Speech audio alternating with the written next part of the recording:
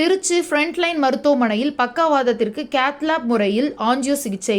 Trichy Frontline மருத்துவமனையில் stroke எனப்படும் மூளை நரம்பியல் நோயாளி ஒருவருக்கு அதிநவீன கேத்லாப் சிகிச்சை முறையில் மூளை இரத்த குழாயில் ஸ்டென்ட் பொருத்தி சாதனை படைத்துள்ளது. இது குறித்து திருச்சி ஃப்ரண்ட்லைன் மருத்துவமனையின் மூளை நரம்பியல் சிகிச்சை நிபுணர் டாக்டர் அருண் பிரணவ் செய்தியாளர்களை சந்தித்தார். புதிய கேத்லாப் வசதி உள்ள கேத்லாப் வசதி இருக்கிறதுனால் மூளை நரம்பியல் சம்பந்தமான இரத்த குழாய்களில் அடைப்பு, மூளையில் இரத்த கசிவு, ஏவி மால்ஃபார்மேஷன் சொல்லுவோம், அந்த மாதிரி ஒரு சில வைத்திய முறைகளுக்கு கேத்லாபில் சிகிச்சை அளித்தோம்னாக்க நிரந்தர தீர்வுகள் உண்டாகலாம். அதற்காக நமது மருத்துவமனையில் இதற்கு சிறப்பு சிகிச்சை அளிக்கக்கூடிய நரம்பியல் நிபுணரான டாக்டர் அருண் பிரணவ் அவர்கள், டாக்டர் அருண் பிரணவ் முழு நேர மருத்துவராக நமது மருத்துவமனையில் உள்ளார்கள். அவர்கள் கடந்த 6 மாதங்களில் குறைந்தது ஒரு 10 நோயாளிகளுக்கு இந்த மாதிரி சிகிச்சைகள் அளித்து காப்பாற்றியுள்ளார்.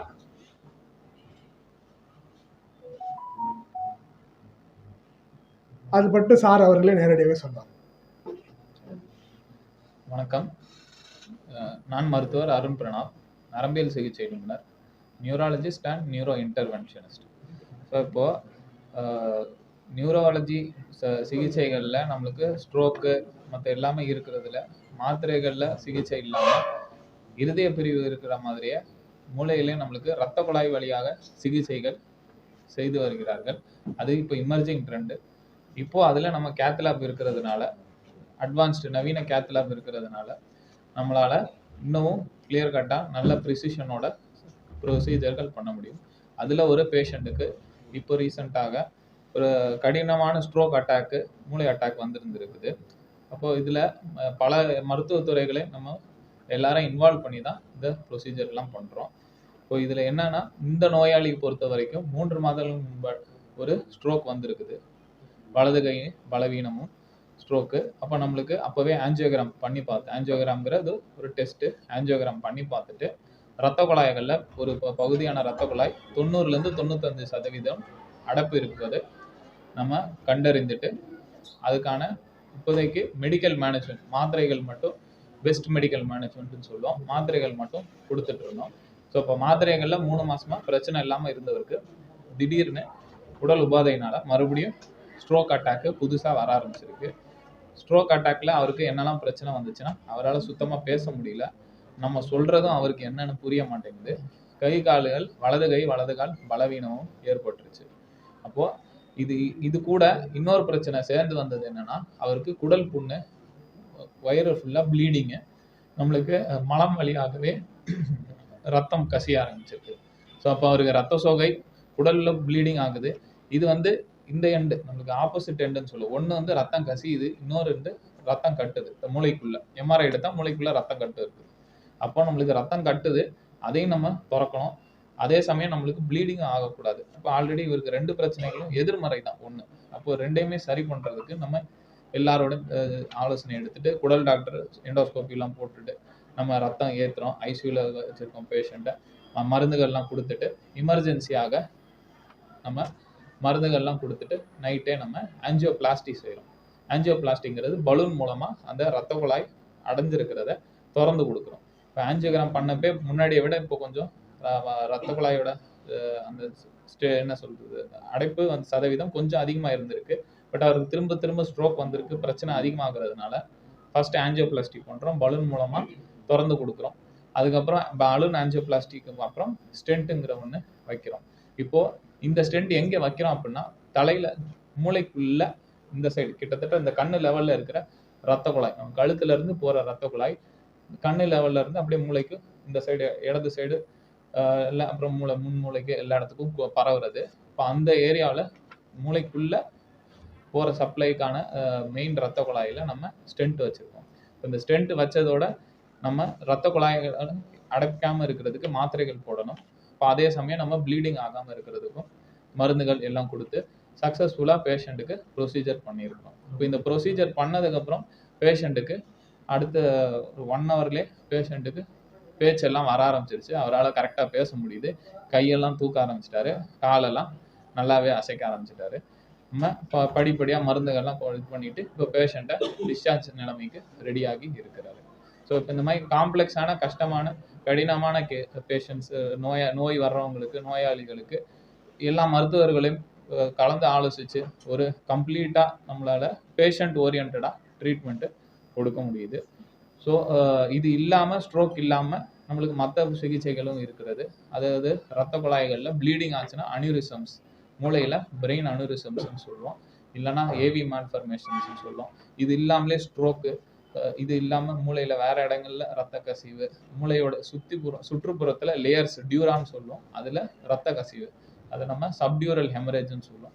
அதுங்களுக்கும் அந்த நோய்களுக்கும் நம்மளால் சிகிச்சை இந்த கேத்லாப் நவீன கேத்லாப் மூலமா இன்டர்வென்ஷனல் ப்ரொசீஜர்ஸ் மூலம் பண்ண முடியும்.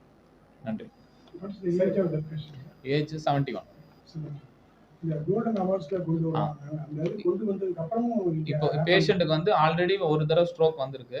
அவர் வந்தது கோல்டன் ஹவருங்கிறது கிடையாது. இப்போ கோல்டன் ஹவர் ஸ்ட்ரோக் வர்றது நம்ம வந்து அது இமர்ஜென்சியாக பண்ணுற சர்ஜரி. இப்போ ரெக்கமெண்டேஷன்ஸ் படியே நம்மளுக்கு 16 ஹவர்ஸ்லேருந்து 24 ஹவர்ஸ் வரைக்குமே ரெக்கமெண்டேஷன்ஸ் இருக்குது. அது இல்லாமலேயும் டிலேடாகவும் சில பேருக்கு இப்போ நம்மளோட பாப்புலேஷன் வேறு, இது ஃபாரின் பாப்புலேஷன் வேறு. நம்மளோட பாப்புலேஷன்களில் இப்போ பெரும்பாலானவங்களுக்கு சுகர் வியாதிகள், ப்ரெஷர் வியாதிகள் அதிகம் இருப்பதால் ரத்த குழாய்களில் அடப்பு ப்ளஸ் நம்மளோட ரத்த குழாய்கள் எல்லாமே சைஸு கொஞ்சம் சின்னதாக தான் இருக்கும் கம்பேர் டு ஃபாரினர்ஸ். இப்போ ரத்த குழாய்களில் ஈஸியாக அடப்பு ஏற்படுறதுக்கு வாய்ப்புகள் இருக்குது. அதே சமயம் நம்ம இப்போ என்ன கோல்டன் ஹவரில் முடிஞ்ச அளவுக்கு எவ்வளோ சீக்கிரம் கொண்டு வரோமோ அவ்வளோ சீக்கிரம் நல்லது. அது மருந்து கொடுக்கறதுக்கும் ஆஞ்சியோகிராம், ஆஞ்சியோபிளாஸ்டி, இந்த மாதிரி த்ராம்பெக்டமின்னு சொல்லுவோம். ரத்த கட்டு இன்னும் மூளைக்கு உள் மூளையிலே டீப்பராக போயிருக்கிற இடங்கள்ல ரத்த கட்டுங்களை கிளாட் இழுக்கிறதுக்கான கருவிகளும் டிவைசஸ் இருக்குது.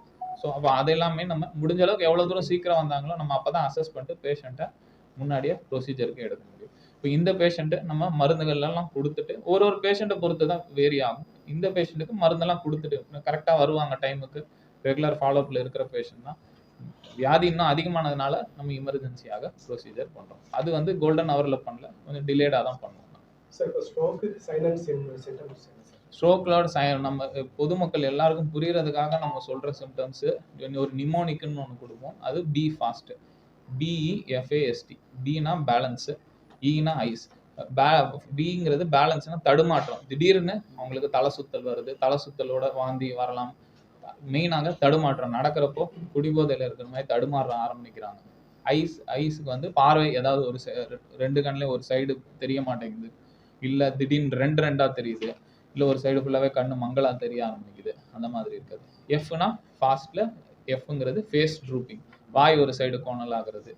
ஏங்கிறது ஆம் இல்லை கை இல்லைனா கால் பலவீனம், இல்லைனா கை கால்கள் எங்கேயோ நம்ம ஒரு இடத்துக்கு நினைக்கிறோம் ஆனால் கை எங்கிட்டோ போகுதுன்னு சொல்கிறது. எஸ்ங்கிறது ஸ்பீச், நம்மளுக்கு பேச்சு குளறல்கள் மட்டும் இல்லாமல் நம்ம சொல்கிறது அவங்களுக்கு புரியணும், அவங்க சொல்கிறது நம்மளுக்கு புரியணும். இது எல்லாமே லாங்குவேஜ் ஸ்பீச்சுங்கிற ஒரு பாகம் மூளையில் இருக்கிற ஏரியாஸு, முக்கியமாக இடது பக்கம் மூளையில் இருக்கிற ஏரியாஸ், அதெல்லாம் பாதிப்பாகலாம். டீங்கிறது டைம். அப்போ பி ஃபாஸ்ட் நிமோனிக்கில் டீங்கிறது டைம்னா டைம் இஸ் பிரெயின். நம்ம முடிஞ்ச அளவுக்கு எவ்வளோ சீக்கிரம் கொண்டு வரோமோ அப்போ தான் நம்மளால் அசஸ் பண்ணி பெஸ்ட்டான ட்ரீட்மெண்ட் பேஷண்ட்டுக்கு வந்து எவ்வளோ சீக்கிரம் ரெக்கவரி ஆக முடியுங்கிறது முடிவு பண்ணும்.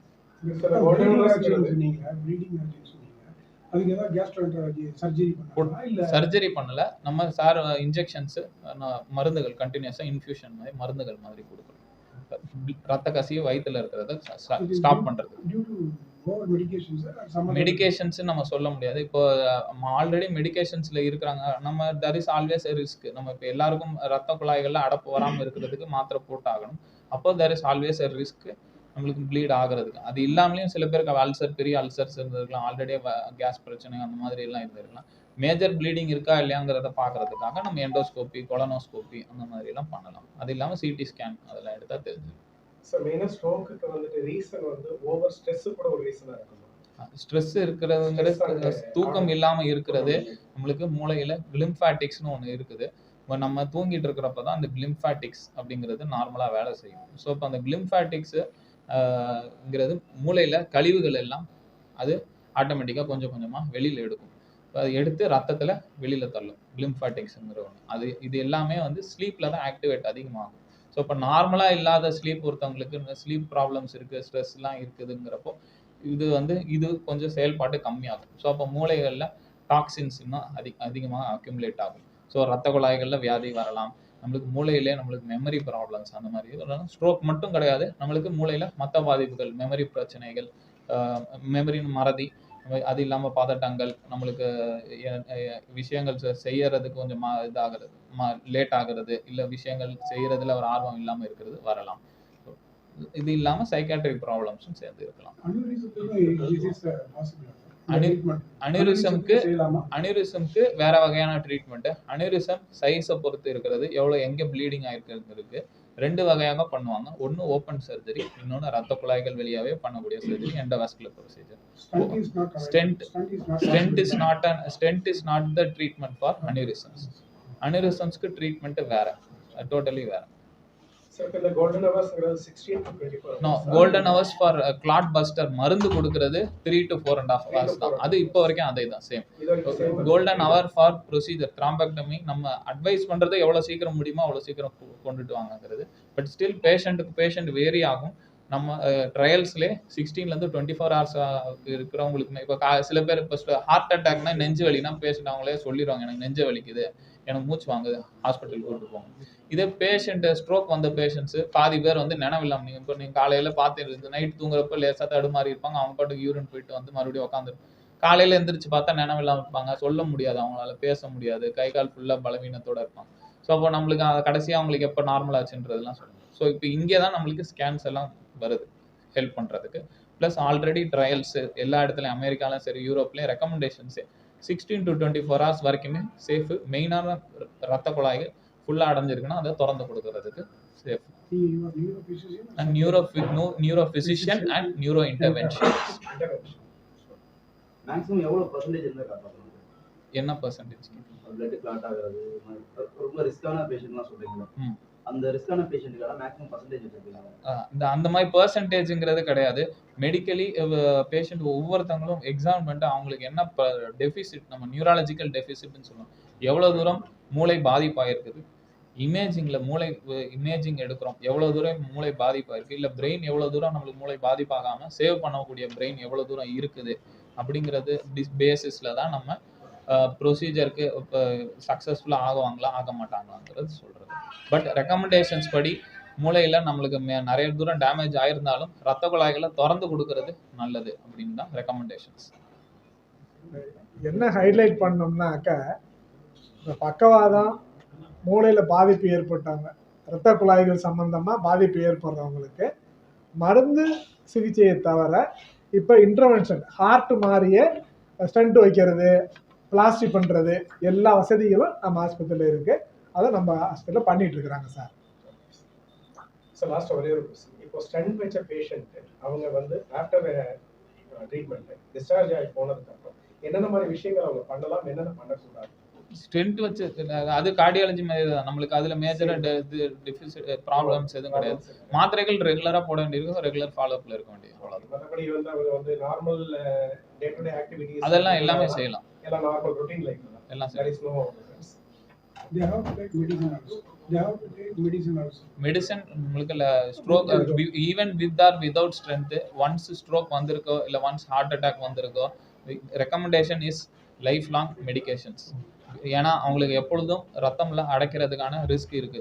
ஒவ்வொரு டைமும் போய் ஒவ்வொருத்தவங்களுக்கு எம்ஆர்ஐ எடுத்துக்கிட்டே இருக்க முடியாதுல்ல, அவங்களுக்கு ரத்த ஓட்டம் நின்று போயிருக்கா நின்று போகலையா. ஸோ சைலண்ட் இன்ஃபார்க்ஸ், அதாவது மூளையில சில இடங்கள்ல நம்மளுக்கு ரத்த ஓட்டம் நின்று போயிருக்கான அறிகுறிகள் வெளியில தெரியாது. அதெல்லாம் சின்ன சின்னதாக கொஞ்சம் கொஞ்சமா நடந்துகிட்டே இருந்ததுன்னா சிக்கல். சார் வந்து டாக்டர் ஆனந்த். சார் வந்து உடம்புல இரத்த குழாய்கள் கை கால்லெல்லாம் அடைப்பு ஏற்பட்டு இருந்துச்சுனாக்க அதையும் கேத்லாப்ல வச்சு அந்த அடைப்பு இருந்துச்சுனாலோ சுருக்கம் இருந்துச்சுனாலோ அதை சரி பண்ணக்கூடிய ஸ்பெஷலிஸ்ட் நிறைய பண்ணிட்டு இருக்காங்க சார். மெயினாக சர்க்கரை வியாதிக்காரங்க, சிகரெட்டு குடிக்கிறவங்க, அவங்களுக்கு தான் வந்து இந்த கால்லையும் கையிலையும் வந்து இரத்த குழாய்கள்ல அடைப்பு நிறைய ஏற்படுது. அதுக்கு சார் ஸ்பெஷலிஸ்ட். சார் சொல்லு. ஒன்றும் இல்லை, ரத்தக்குழாய் அறுவை சிகிச்சைன்றது கிட்டத்தட்ட ஒரு 20 வருஷமா நடைமுறையில் இருக்கிறது தான். பட் என்ன 20 வருஷத்துக்கு முன்னாடி எல்லாம் ஓப்பன் சர்ஜரியாக பண்ணிட்டு இருந்தோம். இப்போ 10 வருஷமா கொஞ்சம் கொஞ்சமாக கார்டியாலஜி மாதிரி இப்போ வந்து எண்டோவாஸ்குலர்ன்ற ஒரு இதை நோக்கி போயிட்டு இருக்கோம். இப்போ வந்து 90% பார்த்தீங்கன்னா எல்லா எலக்ட்ரிக்கல்ஸும் வந்து எண்டோவாஸ்குலராக தான் பண்ணிட்டு இருக்கோம். எண்டோவாஸ்குலர்னா ஓப்பன் சர்ஜரி மாதிரி, பைபாஸ் சர்ஜரி மாதிரி இல்லாமல் பெரிய பெரிய ஓரளவுக்கு இருக்கிற பிளாக்ஸ்லாம் நம்ம வந்து ஒரு மினிமல் இன்வெசிவாகவே ட்ரீட் பண்ணுறோம். லேப்ரோஸ்கோபி மாதிரி, லேப்ரோஸ்கோபி எப்படி உள்ள வந்துச்சு அது மாதிரி. ஸோ அது இது வரைக்கும் இந்த ஹாஸ்பிட்டல்லாம் ஓப்பன் சர்ஜரி அந்த மாதிரி ஏதாவது போயிருந்தது. இப்போ வந்து அடுத்த ஸ்டெப்புக்கு போயிருக்கோம். பிகாஸ் கேத்லாப் நல்ல ஒரு மாடர்ன் கேத்லாப் பண்ணிருக்காங்க. ஸோ இனி ஃபியூச்சரில் வந்து ஓப்பன் சர்ஜரிக்கு வந்து எண்டோவாஸ்குலர் வந்து என்ன ஒரு அட்வான்டேஜ்னா, பேஷண்ட்டுக்கு வந்து ஒரு minimal discomfort, quick recovery, quick discharge, almost ஈக்குவல்ன்றத ஓப்பன் சர்ஜரி ரிசல்ட்ஸ். முக்கியமாக என்ன பண்ணாலும் அந்த சார் சொன்ன மாதிரி follow up, medicines, lifelong medicines, lifestyle modification, smoking, tobacco, alcohol இதெல்லாம் இருந்துச்சுன்னா நம்ம ட்ரீட்மெண்ட் வந்து யூஸ்ஃபுல்லாக இருக்காது. ஸோ அதுதான் வந்து நாங்கள் ஃபஸ்ட்டு சர்ச் பண்ணுறது. ட்ரீட்மெண்ட்ன்றது அதுதான், ப்ரிவென்ஷன் தான் ஃபஸ்ட்டு. சரி.